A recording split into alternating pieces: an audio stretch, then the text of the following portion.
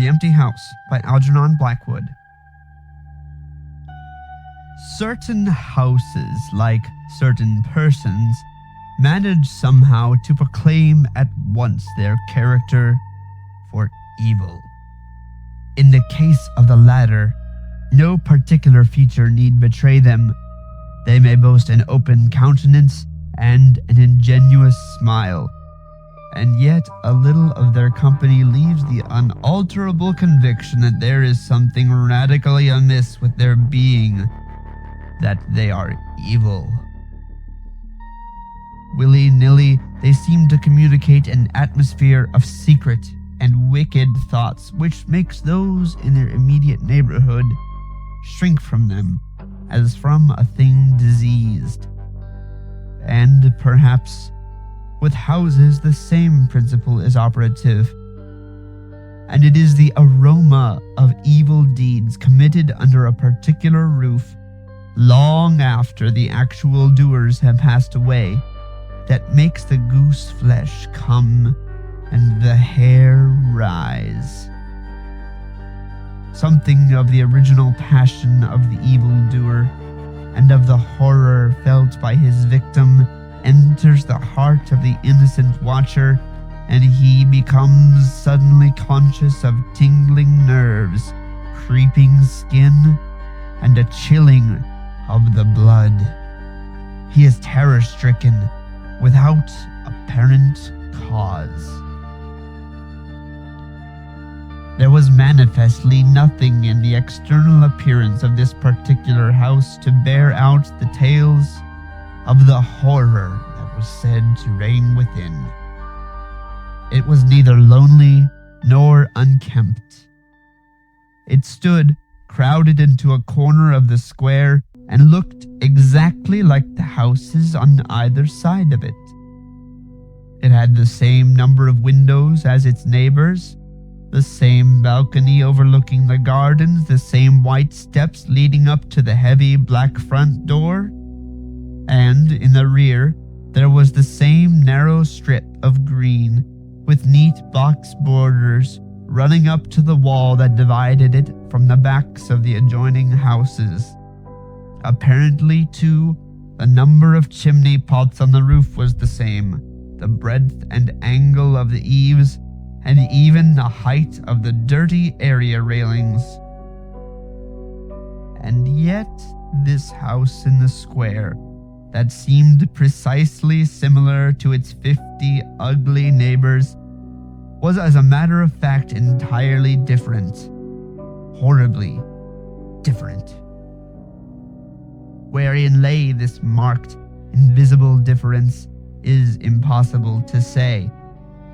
It cannot be ascribed wholly to the imagination, because persons who had spent some time in the house, knowing nothing of the facts, had declared positively that certain rooms were so disagreeable that they would rather die than enter them again, and that the atmosphere of the whole house produced in them the symptoms of a genuine terror, while the series of innocent tenants who had tried to live in it and been forced to decamp at the shortest possible notice was indeed little less than a scandal in the town. When Shorthouse arrived to pay a weekend visit to his Aunt Julia in her little house on the seafront at the other end of the town, he found her charged to the brim with mystery and excitement. He had only received her telegram that morning, and he had come anticipating boredom, but the moment he touched her hand and kissed her apple-skin wrinkled cheek, he caught the first wave of her electrical condition. The impression deepened when he learned that there were to be no other visitors, and that he had been telegraphed for with a very special object.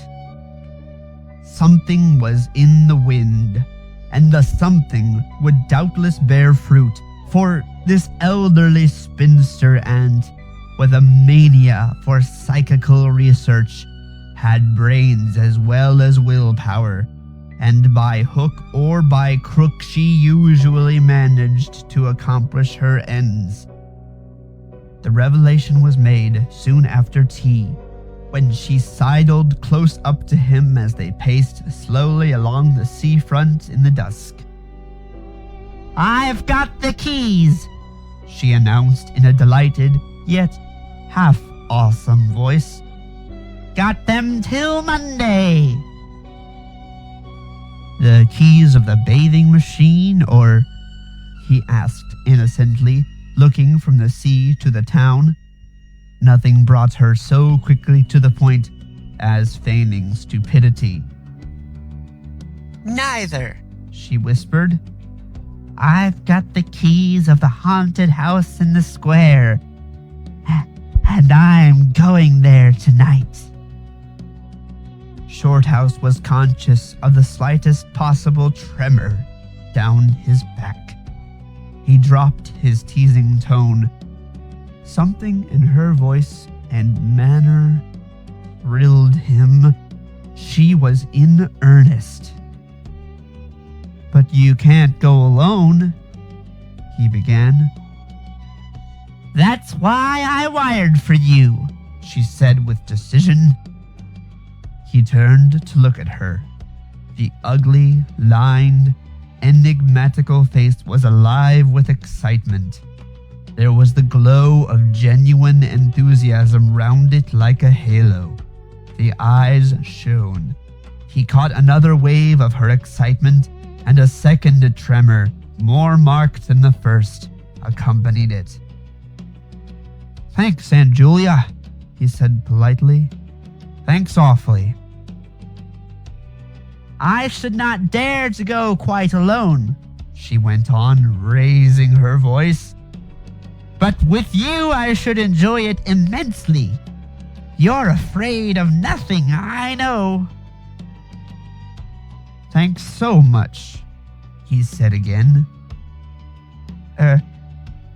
Is anything likely to happen?" "A great deal has happened," she whispered, "though it's been most cleverly hushed up. 3 tenants have come and gone in the last few months, and the house is said to be empty for good now." In spite of himself, Shorthouse became interested. His aunt was so very much in earnest. "The house is very old indeed," she went on, "and the story, an unpleasant one, dates a long way back. It has to do with a murder committed by a jealous stableman who had some affair with a servant in the house. One night, he managed to secrete himself in the cellar, and when everyone was asleep, he crept upstairs to the servants' quarters, chased the girl down to the next landing, and before anyone could come to the rescue, threw her bodily over the banisters into the hall below." "And the stableman?" "Was caught, I believe, and hanged for murder. But it all happened a century ago, and I've not been able to get more details of the story." Shorthouse now felt his interest thoroughly aroused, but though he was not particularly nervous for himself, he hesitated a little on his aunt's account. "On one condition," he said at length. "Nothing will prevent my going," she said firmly. "But I may as well hear your condition." "That you guarantee your power of self-control if anything really horrible happens. I mean, that you are sure you won't get too frightened." "Jim," she said scornfully. "I'm not young, I know, nor are my nerves, but with you I should be afraid of nothing in the world."